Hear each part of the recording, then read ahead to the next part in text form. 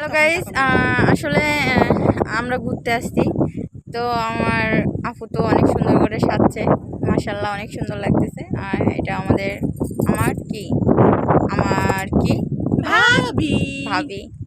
Wow, আমার অনেক ভালোই লাগে।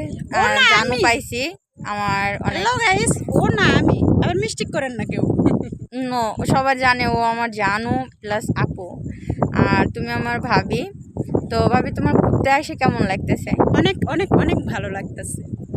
আসলে আমরা তো শাড়িতে নারী, দুজনেই শাড়ি বাংলার পরছি। নারী আমরা শাড়িতেই মানাই। তো শাড়ি পরছো, আসলে অনুভূতিটা কি যে আমরা তো সবসময় শাড়ি পরি না, তো এখন এখন অনেক পরছো। ভালো লাগতেছে শাড়ি পরে। ও, তো জানো তোমার কেমন লাগতেছে?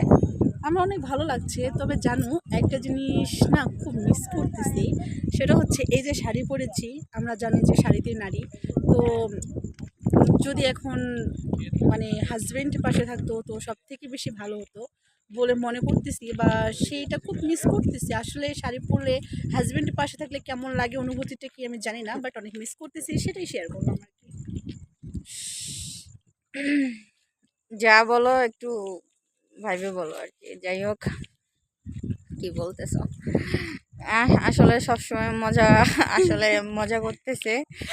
আর যাই হোক, আসলে আমার কিছু কিছু কথা বলে যে আমার মুখ থেকে কথাই আসে না। তো যাই হোক, আমার ভাবি টিকটকার। ভাবির আইডির নাম কি? মেঘ বালিকা। মেঘ বালিকা। তারপরে দেখা দেখা আপু তোমারটা? আমারটা হ্যাঁ, স্বপ্নের পৃথিবী, আমি দেখাইও দিতেছি, সমস্যা নেই। স্বপ্নের পৃথিবী। আর আমারটা কষ্টে নিষ্ঠুর পৃথিবী। নিষ্ঠুর পৃথিবী।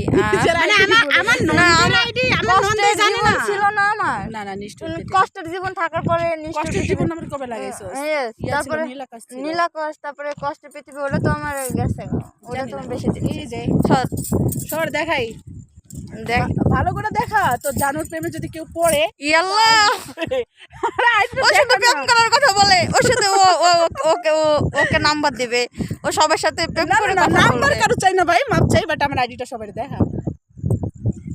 শো করতেছে না কেন? এই তোমার হাত দিয়ে রাখো। এই যে, তো আপনারা যাবেন, আর আমার আইডিতে যাওয়া লাগবে না। না না, তোর আইডি দ্বারা তোর আইডিটাও দেখাই দিই তাহলে। ওকে, আমার জানু যদি নিষেধ করেছে সমস্যা নেই। আপনারা যদি আসুন, আমি কিন্তু দেখা দিতে পারি, আমার জানু বলে কথা। ওর আইডিতে গেলেই আমাকে পাওয়া যাবে, কারণ ওর আর আমার বলে কোনো কথা নেই।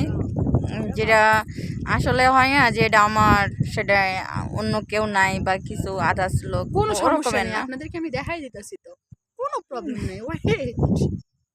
আমার জানু বলে কথা না। এই যে এমন ভাবে ধরে আছে ফোনটা যে আমি ওকে দেখাইতেও পারতেছি না। তুই সত্যি সত্যি দেখাচ্ছিস? এই যে নো, এটা হচ্ছে আমার জানুর, আপনারা দেখে নেবেন। ওকে, আমার জানুকে কিন্তু টিকটকে পেয়ে যাবেন। শুধু ও যে ইউটিউবার তা না, টিকটকারও কিন্তু। মিথ্যা কথা,